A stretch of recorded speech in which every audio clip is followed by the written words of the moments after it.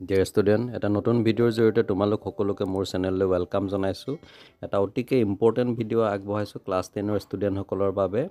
ইয়াত মই previous ইয়েৰৰ social ছায়েন্সৰ এখন কুৱেশ্যন পেপাৰ আগবঢ়াইছোঁ, যিহেতু তোমালোকৰ ছেকেণ্ড ইউনিট টেষ্ট আহি আছে। তো এই ভিডিঅ'টো তোমালোকৰ বাবে নিশ্চয় হেল্পফুল হ'ব।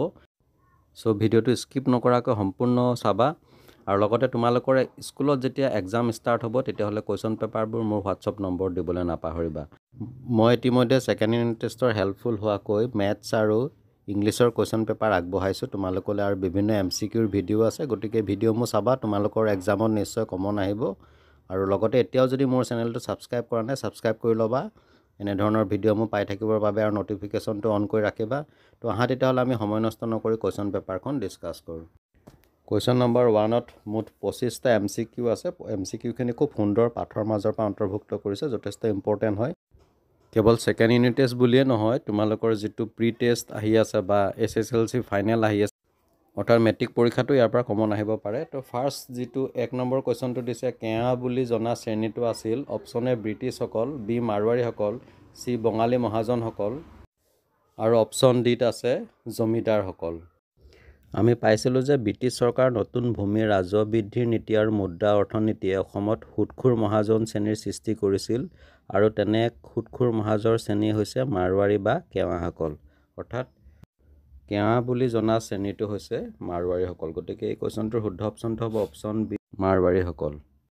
নেক্সট কুৱেশ্যন নম্বৰ 2টোত দিছে, জোনাকী যুগৰ ত্ৰিমূৰ্তি বুলি কোৱা হয় অৰুণোদয়ৰ জৰিয়তে আৰম্ভ হোৱা সাহিত্যিক নৱজাগৰণে পৰিপূৰ্ণতা লাভ কৰিছিল জোনাকীৰ পাতত, আৰু ইয়াৰ প্ৰথম সম্পাদক আছিল চন্দ্ৰকুমাৰ আগৰৱালা।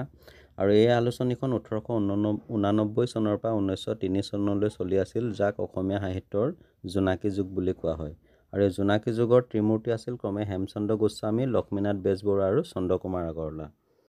গতিকে ইয়াত যি আমাক ABCD 4টা অপশ্যন দি দিছে, তাৰ ভিতৰত শুদ্ধ অপশ্যনটো হ'ব অপশ্যন এ, লক্ষ্মীনাথ বেজবৰুৱা, হেমচন্দ্ৰ গোস্বামী আৰু চন্দ্ৰকুমাৰ আগৰৱালা। কুৱেশ্যন নম্বৰ 3ত আমাক পৃথিৱীৰ 5খন মহাসাগৰৰ নাম আৰু লগতে মহাসাগৰকেইখনৰ মাটিকালিৰ এখন তালিকা দিয়া হৈছে, আৰু তালিকাখন পৰ্যবেক্ষণ কৰি আমাক যি 4টা উক্তি দাঙি ধৰা আছে, সেই উক্তিসমূহৰ ভিতৰত শুদ্ধ বিকল্পটো আমি বাছি উলিয়াব লাগে। প্ৰথম যিটো উক্তি, অৰ্থাৎ এইটোত দিছে প্ৰশান্ত মহাসাগৰে পৃথিৱীৰ প্ৰায় 1/3 ঠাই আগুৰি আছে। এইটো শুদ্ধ, আৰু এইটো তোমালোকে পাইছা। নেক্সট বি নম্বৰ যিটো উক্তি দিছে, আটলাণ্টিক মহাসাগৰৰ বিস্তৃতি পৃথিৱীৰ মুঠ মাটিকালিৰ প্ৰায় 1/6। এইটো সত্য, তোমাৰ শুদ্ধ, তোমালোকে নিশ্চয় পঢ়িছা। আৰু চি নম্বৰ যিটো দিছে, ভাৰত মহাসাগৰ পৃথিৱীৰ 3য় বৃহত্তম মহাসাগৰ, এইটো শুদ্ধ। আৰু ডি নম্বৰ অপশ্যনত শেষত যিটো দিছে যে উত্তৰ মহাসাগৰৰ আকাৰ ভাৰত মহাসাগৰৰ প্ৰায় 1/4। এইটো সত্য নহয়, কাৰণ আমি ভাৰত মহাসাগৰ আৰু উত্তৰ মহাসাগৰৰ মাটিকালি যদি তুলনা কৰি চাওঁ, তেতিয়া আমি দেখা পাম যে উত্তৰ মহাসাগৰৰ আকাৰ ভাৰত মহাসাগৰৰ প্ৰায় 1/5হে। গতিকে ইয়াত আমাক দিয়া অপশ্যনসমূহৰ ভিতৰত শুদ্ধ অপশ্যনটো হ'ব অপশ্যন ডি, কেৱল A, B, C শুদ্ধ। কুৱেশ্যন নম্বৰ 4ত দিছে, তলৰ উক্তিসমূহ বিচাৰ কৰি শুদ্ধ উত্তৰটো বাছি উলিওৱা। তো প্ৰথম উক্তিটো দিছে এ, 1875 চনৰ বিদ্ৰোহ বিফল হৈছিল কাৰণ অসমত বিদ্ৰোহীৰ সংখ্যা কম আছিল। এইটো শুদ্ধ। আৰু বি অপশ্যনত দিছে যে বি নম্বৰটোত অসমৰ বিদ্ৰোহীসকলে কন্দৰ্পেশ্বৰ সিংহক আহোম ৰজা হিচাপে সিংহাসনত অধিষ্ঠিত কৰিব বিচাৰিছিল। এইটো শুদ্ধ নহয়, ইতিমধ্যে আহোম সাম্ৰাজ্যৰ সমাপ্তি ঘটিছিলে। চি নম্বৰ দিছে অসমৰ বিদ্ৰোহী নেতাসকলৰ সময়জ্ঞান নাছিল। এইটো শুদ্ধ। আৰু একেবাৰে শেষৰ ডি নম্বৰত দিছে উক্তিটো যে অসমৰ বিদ্ৰোহীসকলে তেওঁলোকৰ কাৰ্যপন্থাৰ গোপনীয়তা ৰক্ষা কৰিব পৰা নাছিল। এইটো শুদ্ধ। তো আমি দেখা পালোঁ যে ইয়াত ABCD যি 4টা উক্তি দি দিছে, তাৰ ভিতৰত বি উক্তিটো অশুদ্ধ। গতিকে আমাক যি 4টা অপশ্যন দি দিছে, তাৰ ভিতৰত শুদ্ধ অপশ্যনটো হ'ব অপশ্যন চি। A, C আৰু D শুদ্ধ, কিন্তু বি অশুদ্ধ। কুৱেশ্যন নম্বৰ 5, গান্ধীজীয়ে সবৰমতী আশ্ৰমৰ পৰা দাণ্ডিলৈ যাত্ৰা কৰিছিল। অপশ্যন এ 1928 চনৰ 30 মাৰ্চত, বি দিছে 1930 চনৰ 12 মাৰ্চত, চি অপশ্যনত দিছে 1931 চনৰ 15 মাৰ্চত, আৰু ডি দিছে 1932 চনৰ 10 মাৰ্চত। তো ইয়াত আমাক দিয়া অপশ্যনসমূহৰ ভিতৰত শুদ্ধ অপশ্যনটো হ'ব অপশ্যন বি, 1930 চনৰ 12 মাৰ্চত, য'ত গান্ধীজীয়ে 1930 চনৰ 12 মাৰ্চত এই যাত্ৰা আৰম্ভণি কৰিছিল, আৰু 350 কিলোমিটাৰ দূৰত্ব একেৰাহে 25 দিনত অতিক্ৰম কৰি 1930 চনৰ 6 এপ্ৰিল তাৰিখে দাণ্ডিত উপস্থিত হৈছিল। নেক্সট কুৱেশ্যন নম্বৰ 6, উক্তি এটা দিছে আৰু আমাক এটা কাৰণ দিছে, অৰ্থাৎ এছাৰশ্যন আৰু ৰিজন দিছে। তো উক্তিটো দিছে যে স্থলভাগৰ 57% উত্তৰ গোলাৰ্ধত অৱস্থিত, 57%। আৰু তাৰ ৰিজনটো দিছে যে সেয়ে পৃথিৱীৰ মুঠ জনসংখ্যাৰ 90% উত্তৰ গোলাৰ্ধত বাস কৰে। ইয়াত আমাক উক্তি হিচাপে যিটো দিছে এছাৰচন, স্থলভাগৰ 57% উত্তৰ গোলাৰ্ধত অৱস্থিত, এইটো অসত্য, কাৰণ স্থলভাগৰ 67% উত্তৰ গোলাৰ্ধত অৱস্থিত, 57% নহয়। আৰু যিটো ৰিজন দিছে পৃথিৱীৰ মুঠ জনসংখ্যাৰ 90% উত্তৰ গোলাৰ্ধত বাস কৰে, এইটো শুদ্ধ। তো ইয়াত আমাক যি 4টা অপশ্যন দি দিলে তাৰ ভিতৰত শুদ্ধ অপশ্যনটো হৈছে অপশ্যন বি, এ অশুদ্ধ কিন্তু আৰ শুদ্ধ। নেক্সট কুৱেশ্যন নম্বৰ 7ত দিছে তলত দিয়া অনুষ্ঠানসমূহক প্ৰতিষ্ঠাকাল অনুযায়ী ঊৰ্ধ্বক্ৰমত সজোৱা। অৰ্থাৎ আমাৰ অসমৰ 4খন বিশ্ববিদ্যালয় ইয়াত উল্লেখ কৰিছে আৰু এই বিশ্ববিদ্যালয় কেইখন প্ৰতিষ্ঠা হোৱাৰ সময় অনুসৰি আমি সিহঁতক ঊৰ্ধ্বক্ৰমত সজাব লাগে। অৰ্থাৎ কোনখন বিশ্ববিদ্যালয় আগত প্ৰতিষ্ঠা হৈছিলে সেইটো ফাৰ্ষ্টত হ'ব, তাৰপিছত নেক্সট যিখন বিশ্ববিদ্যালয় প্ৰতিষ্ঠা হৈছিলে সেইটো ছেকেণ্ডত আহিব। এনেকৈ আমি ইয়াক ইনক্ৰিজিং অৰ্থাৎ ঊৰ্ধ্বক্ৰমত সজাব লাগে। এতিয়া আমি পাইছিলোঁ যে আছাম এগ্ৰিকালচাৰ অৰ্থাৎ অসম কৃষি বিশ্ববিদ্যালয় স্থাপিত হৈছিল 1969 চনত। আৰু নেক্সট যিটো দিছে অসম চিকিৎসা মহাবিদ্যালয়, যিখন ডিব্ৰুগড়ত আছে, এই চিকিৎসা মহাবিদ্যালয়খন স্থাপিত হৈছিল 1947 চনৰ 3 নৱেম্বৰত। আৰু 3 নম্বৰত যিটো দিছে শিলচৰ চিকিৎসা মহাবিদ্যালয়, এইখন প্ৰতিষ্ঠা হৈছিল 1978 চনত। আৰু শেষত যিটো দিছে গুৱাহাটী বিশ্ববিদ্যালয়, এইখন স্থাপিত হৈছিল 1948 চনৰ 26 জানুৱাৰী। গতিকে আমি আটাইকেইখন শিক্ষানুষ্ঠানৰে প্ৰতিষ্ঠাকাল যদি তুলনা কৰি চাওঁ, তো ইয়াত দিয়া অপশ্যনসমূহৰ ভিতৰত শুদ্ধ অপশ্যনটো হ'ব অপশ্যন বি 2, 4, 3, 1। ইয়াক আমি এনেধৰণে ঊৰ্ধ্বক্ৰমত সজাব পাৰোঁ। কুৱেশ্যন নম্বৰ 8ত আমাক দুটা অংশ দি দিছে। লেফ্ট ছাইডত আমাক কিছুমান বিদ্ৰোহৰ নাম উল্লেখ কৰিছে আৰু ৰাইট ছাইডত সেই বিদ্ৰোহক নেতৃত্ব দিয়া নেতাসকলৰ নাম উল্লেখ কৰিছে। এতিয়া আমি ইয়াৰ পৰা শুদ্ধ বিকল্পটো বাছি উলিয়াব লাগে। আমি পাইছিলোঁ যে ফুলগুৰি ধাবাত অনুষ্ঠিত বিদ্ৰোহত লেফটেনেণ্ট ছিংগাৰৰ হত্যাৰ অপৰাধত লক্ষ্মণ ডেকা, চংবৰ লালুং আৰু ৰংবৰ ডেকাক নগাঁও জেলত মৃত্যুদণ্ডৰে দণ্ডিত কৰা হৈছিল। গতিকে ফুলগুৰি বিদ্ৰোহৰ নেতা হ'ব লক্ষ্মণ ডেকা, যিটো 4 নম্বৰত আছে। নেক্সট মণিপুৰৰ বিদ্ৰোহৰ নেতা আছিলে টিকেন্দ্ৰজিৎ, যিটো 3 নম্বৰত আছে। আৰু তাৰপিছতে দিছে জয়ন্তীয়া বিদ্ৰোহৰ নেতা হৈছে উকিয়াং নংবা। আৰু উত্তৰ কাছাৰ যিটো বিদ্ৰোহ, এই বিদ্ৰোহৰ নেতা হৈছে শম্ভুধন কছাৰী। গতিকে আমি ইয়াত দিয়া ব্ৰিটিছৰ বিৰুদ্ধে সংগঠিত হোৱা আটাইকেইটা বিদ্ৰোহৰ নেতাসকলৰ নাম পালোঁ। গতিকে ইয়াৰ শুদ্ধ ক্ৰমটো হ'ব option D, A4, B3, C2, D1। Next question number 9ত দিছে তলত দিয়া দুটা অংশ মিলাই শুদ্ধ বিকল্পটো বাছি লোৱা। ইয়াত আমাক যিটো লেফ্ট ছাইডত দিছে এই অংশটোত দুখন মহাদেশৰ মাজৰ যিটো সীমা, অৰ্থাৎ এই দুখন মহাদেশক কোনকেইখন সাগৰে ভাগ কৰিছে, তো সেইটো আমাক সোঁ ছাইডত দি দিছে, ৰাইট ছাইডত। গতিকে আমি এই অংশ দুটাৰ পৰা শুদ্ধ বিকল্পটো বাছি উলিয়াব লাগে, যিবিলাক আমাক তলৰ অপশ্যনসমূহত দি দিছে, ABCD 4টা অপশ্যনত দি দিছে। আমি পাইছিলোঁ যে ইউৰোপ আৰু আফ্ৰিকাৰ মাজৰ সীমাত ভূমধ্য সাগৰ অৱস্থিত আৰু এছিয়া আৰু আফ্ৰিকাৰ মাজৰ সীমা ইয়াত লোহিত সাগৰ অৱস্থিত। আৰু ইউৰোপ আৰু এছিয়াৰ মাজৰ সীমা ইয়াত ইউৰাল পৰ্বতমালা অৱস্থিত। আৰু ডি নম্বৰত যিটো দিছে উত্তৰ আমেৰিকা আৰু দক্ষিণ আমেৰিকাৰ মাজৰ সীমা ইয়াত পানামা খাল অৱস্থিত। গতিকে ইয়াত দিয়া অপশ্যনসমূহৰ ভিতৰত শুদ্ধ অপশ্যনটো হ'ব option B, A1, B3, C4, D2। Next কুৱেশ্যনটো দিছে অসমৰ কথা সামগ্ৰিকভাৱে চিন্তা কৰিবলৈ 1903 চনত মাণিক চন্দ্ৰ বৰুৱাৰ নেতৃত্বত জন্ম হোৱা অনুষ্ঠানটো হৈছে অপশ্যন এ আহোম সভা, বি যোৰহাট সাৰ্বজনিক সভা, চি আছাম এছ'চিয়েশ্যন আৰু ডি হৈছে অসম ছাত্ৰ সন্মিলন। চ' ইয়াত আমাক যি 4টা অপশ্যন দি দিছে ABCD, তাৰ ভিতৰত শুদ্ধ অপশ্যনটো হ'ব option C Assam association.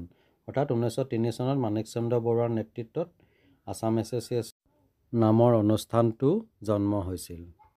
Next question number 11ত দিছে অসমৰ কৃষক বিদ্ৰোহৰ পৰিপ্ৰেক্ষিতত তলৰ উক্তি এ আৰু কাৰণ আৰ বিচাৰ কৰা আৰু শুদ্ধ বিকল্পটো বাছি লোৱা।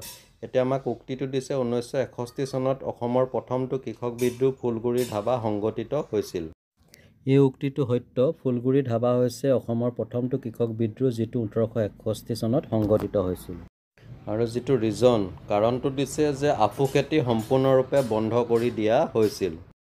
তো ইয়াত দিয়া ৰিজনটো সত্য। 1861 চনত ব্ৰিটিছ চৰকাৰে আফু খেতি সম্পূৰ্ণৰূপে বন্ধ কৰি দিছিল। তাৰ ফলত তিৱা জনজাতিৰ লোকসকল অতিশয় অসন্তুষ্ট হৈ পৰিছিল। গতিকে আমি দেখা পালোঁ যে ইয়াত দিয়া অপশ্যনসমূহৰ ভিতৰত শুদ্ধ অপশ্যনটো হৈছে অপশ্যন এ আৰু আৰ উভয়ে শুদ্ধ। কুৱেশ্যন নম্বৰ 12ত দিছে পৃথিৱীৰ দেশসমূহৰ ভিতৰত মাটিকালি হিচাপে সৰ্ববৃহৎ আৰু ক্ষুদ্ৰতম দেশ দুখন হৈছে অপশ্যন এ চীন আৰু ভেটিকান চিটি, বি ৰাছিয়া আৰু ফিজি, চি ৰাছিয়া আৰু ভেটিকান চিটি আৰু ডি দিছে চীন আৰু ফিজি। তো ইয়াত দিয়া অপশ্যনসমূহৰ ভিতৰত শুদ্ধ অপশ্যনটো হ'ব অপশ্যন চি ৰাছিয়া আৰু ভেটিকান চিটি। এইটো জানা তোমালোকে যে ৰাছিয়া হৈছে পৃথিৱীৰ ভিতৰত আটাইতকৈ ডাঙৰ দেশ আৰু ভেটিকান হৈছে পৃথিৱীৰ ভিতৰত আটাইতকৈ ক্ষুদ্ৰ দেশ। নেক্সট কুৱেশ্যন নম্বৰ 13ত দিছে ইজৰাইলৰ ৰাজধানী কি? Option A Jerusalem, B Baghdad, C Jakarta আৰু ডি তেহৰান। আমি জানো যে ইজৰাইলৰ ৰাজধানী হৈছে জেৰুজালেম। তো ইয়াত শুদ্ধ অপশ্যনটো হ'ব অপশ্যন এ জেৰুজালেম। পাঠ্যপুথিত এনেদৰে বিভিন্ন দেশৰ নাম, ৰাজধানী, জনসংখ্যা আৰু মাটিকালিৰ এখন তালিকা দি দিছে। আটাইকেইখন মহাদেশৰে দেশসমূহৰ নাম ইয়াত আছে। তোমালোকে তালিকাখন চাবা। ইয়াৰ পৰা বিভিন্ন কুৱেশ্যন MCQ হিচাপে আহিব পাৰে বা শ্বৰ্ট কুৱেশ্যন হিচাপে আহিব পাৰে। গতিকে এক্সাম দিবলৈ যাওঁতে বা এক্সামৰ আগে আগে এইখন অলপ ভালকৈ মনোযোগ দি চাবা তোমালোকে। নেক্সট কুৱেশ্যন নম্বৰ 14 ৰাইচমেল আছিল অপশ্যন এ ব্ৰিটিছ সংগঠিত অনুষ্ঠান, অপশ্যন বি অসমৰ অভিজাত শ্ৰেণীৰ সংগঠিত অনুষ্ঠান, অপশ্যন চি এটা ৰাজনৈতিক অনুষ্ঠান আৰু অপশ্যন ডি কৃষক সংগঠিত অনুষ্ঠান। ইয়াত শুদ্ধ অপশ্যনটো হ'ব অপশ্যন ডি কৃষক সংগঠিত অনুষ্ঠান, অৰ্থাৎ ৰাইজৰ মেল আছিল এটা কৃষক সংগঠিত অনুষ্ঠান। নেক্সট কুৱেশ্যন নম্বৰ 15টোত দিছে অসমীয়া ভাষা উন্নতি সাধিনী সভাৰ বিষয়ে দুটা উক্তি দাঙি ধৰা হ'ল। প্ৰথম উক্তিটো দিছে এ অসমীয়া ভাষা উন্নতি সাধিনী সভাৰ গঠন 1888 চনত হৈছিল আৰু বি উক্তিটো দিছে এই সভাৰ এটা উদ্দেশ্য আছিল কানি প্ৰচলনৰ বিৰোধিতা কৰা। ইয়াৰ প্ৰথম যিটো উক্তি দিছে এইটো সত্য, অসমীয়া ভাষা উন্নতি সাধিনী সভা 1888 চনত গঠন হৈছিল। কিন্তু বি উক্তিটো যিটো দিছে এই সভাৰ এটা উদ্দেশ্য আছিল কানি প্ৰচলনৰ বিৰোধিতা কৰা, এইটো অশুদ্ধ। কাৰণ বাংলা ছপাশালত অসমীয়া ভাষাৰ স্বতন্ত্ৰতাৰ ওপৰত হোৱা আক্ৰমণৰ প্ৰৱণতা লক্ষ্য কৰিহে সেই সময়ত কলিকতাত থকা ছাত্ৰসকলে অসমীয়া ভাষা উন্নতি সাধিনী সভা গঠন কৰিছিল। গতিকে ইয়াত দিয়া অপশ্যনসমূহৰ ভিতৰত শুদ্ধ অপশ্যনটো হ'ব অপশ্যন এ শুদ্ধ কিন্তু বি অশুদ্ধ।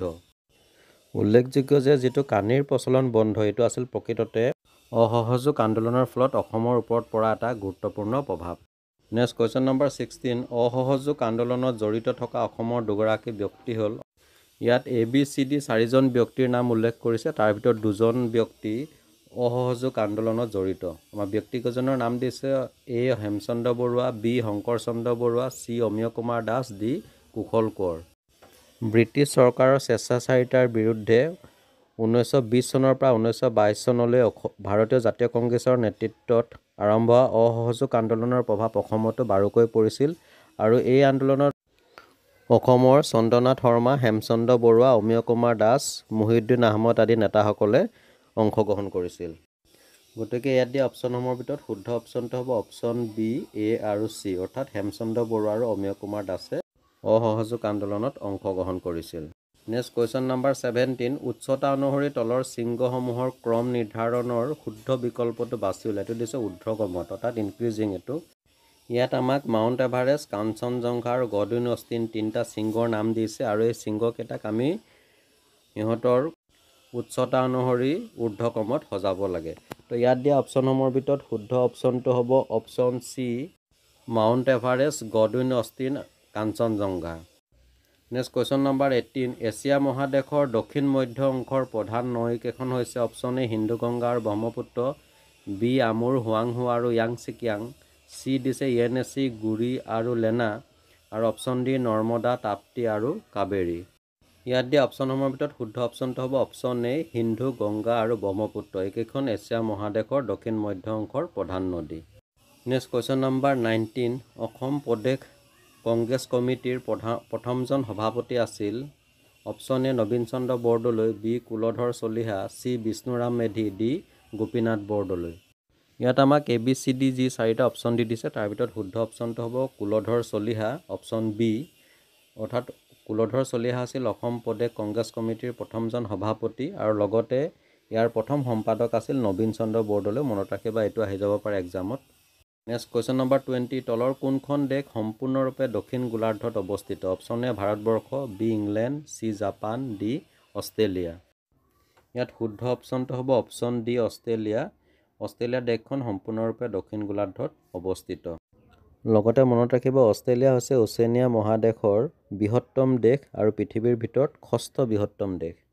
নেক্সট কুৱেশ্যন নম্বৰ 21, এই অংশৰ লগত বি অংশ মিলাই শুদ্ধ বিকল্পটো বাছি লোৱা। তো এই অংশত আমাক কিছুমান ভাৰতে স্বাধীনতা লাভ কৰাৰ আগমুহূৰ্তৰ কিছুমান অনুষ্ঠানৰ নাম দিছে যিবিলাক অসমত অৱস্থিত, আৰু বি অংশত এই অনুষ্ঠানসমূহ গঠন কৰা ব্যক্তিসকলৰ নাম দি দিছে। তো প্ৰথমটো যিটো দিছে আহোম সভা, এই আহোম সভা প্ৰতিষ্ঠা কৰিছিল পদ্মনাথ গোহাঁই বৰুৱাই 1893 চনত। আৰু বি দিছে যোৰহাট সাৰ্বজনিক সভা, এই সভাখন 1884 চনত জগন্নাথ বৰুৱাৰ নেতৃত্বত যোৰহাটত স্থাপিত হৈছিল।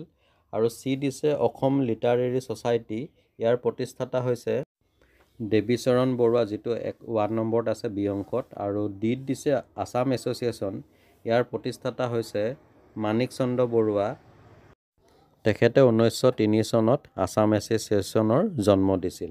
তো ইয়াত দিয়া অপশ্যনসমূহৰ ভিতৰত শুদ্ধ অপশ্যনটো হ'ব option B, A2, B4, C1, D3। এবাৰ কুৱেশ্যন নম্বৰ 22ত ABCD 4জন অসমৰ স্বনামধন্য ব্যক্তিৰ চিত্ৰ দিয়া হৈছে, আৰু ইয়াৰ ভিতৰত কোনজন ব্যক্তি ভাৰত ত্যাগ আন্দোলনৰ লগত জড়িত আছিল আমি চুজ কৰিব লাগে, অৰ্থাৎ বাছি উলিয়াব লাগে। আমি পাইছিলোঁ যে 1942 চনৰ 8 আগষ্টত সৰ্বভাৰতীয় কংগ্ৰেছে বোম্বাইত বিখ্যাত ভাৰত ত্যাগ আন্দোলনৰ ঘোষণা কৰিছিল, আৰু এই আন্দোলনত অসমৰ জনসাধাৰণেও প্ৰত্যক্ষভাৱে জড়িত হৈ পৰিছিল। আৰু ইয়াত আমাক যি 4জন ব্যক্তিৰ ছবি দিছে তাৰ ভিতৰত ভাৰত ত্যাগ আন্দোলনৰ লগত জড়িত হোৱা ব্যক্তিগৰাকী হৈছে অপশ্যন ডি, য'ত কনকলতাৰ চিত্ৰ দাঙি ধৰা হৈছে। উল্লেখযোগ্য যে দেশৰ হৈ প্ৰাণত্যাগ কৰা কনকলতা বৰুৱাৰ মৃত্যুৰ সময়ত বয়স মাত্ৰ 14 বছৰহে আছিল। এইটো MCQত আহি যাব পাৰে, তোমালোকে মনত ৰাখিবা। নেক্সট কুৱেশ্যন নম্বৰ 23, কৰিম কিম্বা মৰিম শ্লোগানটো কোনটো আন্দোলনৰ লগত জড়িত? অপশ্যন এ আইন অমান্য আন্দোলন, বি ভাৰত ত্যাগ আন্দোলন, চি অসহযোগ আন্দোলন, আৰু ডি স্বদেশী আন্দোলন। কৰিম কিম্বা মৰিম ধ্বনিটো ভাৰত ত্যাগ আন্দোলনৰ লগত জড়িত আছিল, গতিকে শুদ্ধ অপশ্যনটো হ'ব অপশ্যন বি ভাৰত ত্যাগ আন্দোলন। নেক্সট কুৱেশ্যন নম্বৰ 24, চিত্ৰত থকা এই অংশখিনিক কি নামেৰে জনা গৈছিল? Option A Panthalassa, B Angaraland, C Pangaea, D Gondwanaland. চিত্ৰত দিয়া এই অংশখিনি হৈছে পেঞ্জিয়া, আৰু ইয়াৰ চাৰিওফালে পান্থালাছা জলমণ্ডলে আগুৰি আছে, গতিকে ইয়াত দিয়া অপশ্যনসমূহৰ ভিতৰত শুদ্ধ অপশ্যনটো হৈছে option C Pangaea. Next question number 25, দক্ষিণ আমেৰিকা মহাদেশৰ বৃহত্তম দেশখনৰ নাম হ'ল option A Argentina, B Chile, C Uruguay, D Brazil. ইয়াত দিয়া অপশ্যনসমূহৰ ভিতৰত শুদ্ধ অপশ্যনটো হৈছে অপশ্যন ডি ব্ৰাজিল। ব্ৰাজিল হৈছে দক্ষিণ আমেৰিকা মহাদেশৰ বৃহত্তম দেশ আৰু বিশ্বৰ ভিতৰত 5ম বৃহত্তম দেশ।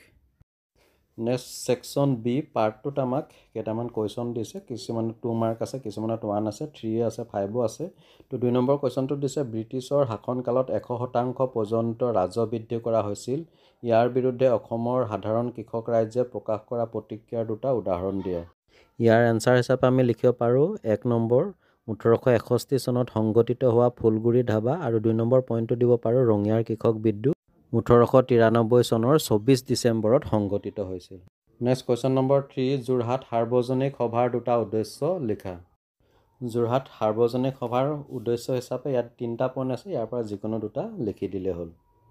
কুৱেশ্যন নম্বৰ 4ত আমাক এটা দফা দিছে, দফাটো আমি ভালকৈ পঢ়িব লাগিব, ভালদৰে পঢ়ি তাৰপৰা তলত 3টা কুৱেশ্যন দিছে, কুৱেশ্যনকেইটাৰ এনচাৰ দিব লাগে। দফাটো তোমালোকে পঢ়ি দিবা, মই কুৱেশ্যনকেইটাৰ এনচাৰ কৈ দিছোঁ। তো ফাৰ্ষ্ট কুৱেশ্যনটো দিছে 1861 চনৰ পৰা 1894 চনলৈ সংঘটিত হোৱা কৃষক বিদ্ৰোহ-লানিৰ প্ৰধান কাৰণটোৰ ওপৰৰ দফাত উল্লেখ আছে, কাৰণটো বিচাৰি লোৱা। ইয়াৰ এনচাৰটো আমি লিখিব পাৰোঁ অসমৰ জনসাধাৰণৰ ওপৰত জাপি দিয়া বিভিন্ন প্ৰকাৰৰ কৰ। নেক্সট 2 নম্বৰটো দিছে চিপাহী বিদ্ৰোহৰ পৰৱৰ্তী কালছোৱাত ব্ৰিটিছে অসমৰ ওপৰত বহুৱা এবিধ প্ৰধান কৰৰ নাম লিখা। ইয়াৰ এনচাৰটো লিখিব পাৰোঁ আমি টিকট কৰ, যিটো 1858 চনত ব্ৰিটিছ চৰকাৰে অসমৰ ৰাইজৰ ওপৰত জাপি দিছিল। 3 নম্বৰটো দিছে ব্ৰিটিছৰ ৰাজহ সংগ্ৰহ ব্যৱস্থাই কাক বেছিকৈ ক্ষতিগ্ৰস্ত কৰিছিল। ইয়াৰ এনচাৰটো হ'ব সাধাৰণ প্ৰজা তথা কৃষকসকলক। তোমালোকে অলপ চেণ্টেন্সটো সজাই পৰাই লিখিবা according to the question. Question number 3 দিছে অসমৰ আইন অমান্য আন্দোলনত কাৰ্নিংহাম চাৰ্কুলাৰ প্ৰভাৱ সম্পৰ্কে লিখা। এইটো নিশ্চয় এনচাৰ কৰিছা তোমালোকে ইয়াৰ আল্টিমেটলি, তো ইয়াত মেনশ্যন নকৰোঁ। কুৱেশ্যন নম্বৰ 6ত দিছে অসহযোগ আন্দোলনৰ প্ৰভাৱ অসমত কেনেদৰে পৰিছিল চমুকৈ আলোচনা কৰা, নাইবা ব্ৰিটিছ শাসনাধীন অসমত আছাম এছ'চিয়েশ্যনে সমাজৰ সংস্কাৰৰ বাবে কি কাৰ্যপন্থা গ্ৰহণ কৰিছিল আলোচনা কৰে। এইটো তোমালোকে কৰিবা, কিতাপতে খুব সুন্দৰকৈ আছে, এনচাৰখিনি লিখিলেই হ'ল। এইবাৰ আহিলে পাৰ্ট 2। ইয়াত 7 নম্বৰটো দিছে যে পেঞ্জিয়াৰ প্ৰায় সোঁমাজেৰে পূবা পশ্চিমাকৈ ফাট মেলি এটা সংকীৰ্ণ আৰু দীঘল সাগৰৰ সৃষ্টি হৈছিল। ইয়াক থেচিছ সাগৰ বোলা হৈছিল। যদিহে থেচিছ সাগৰ সৃষ্টি নহ'লহেঁতেন তেন্তে পৃথিৱীৰ বৰ্তমান অৱস্থা কেনে হ'লহেঁতেন। এইটো তোমালোকে কৰিবা, কিতাপত আছে, অলপ ভাবি মেলি লিখিবা। কুৱেশ্যন নম্বৰ 8ত দিছে এছিয়া মহাদেশৰ 3টা প্ৰাকৃতিক বৈশিষ্ট্য উল্লেখ কৰা।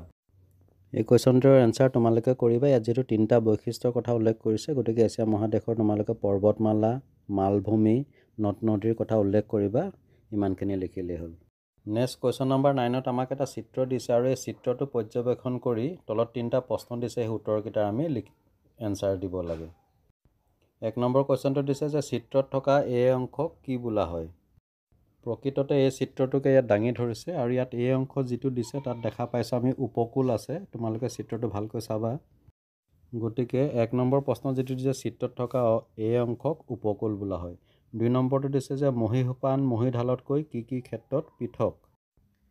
ইয়াৰ এনচাৰটো আমি লিখিব পাৰোঁ, মহীসোপান হৈছে সাগৰ মহাসাগৰৰ অগভীৰ অংশ, আনহাতে মহীঢাল হৈছে সাগৰ মহাসাগৰৰ যথেষ্ট গভীৰ অংশ।